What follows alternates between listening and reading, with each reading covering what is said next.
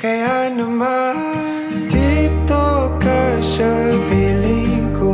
O dito ka lang, dito ka lang.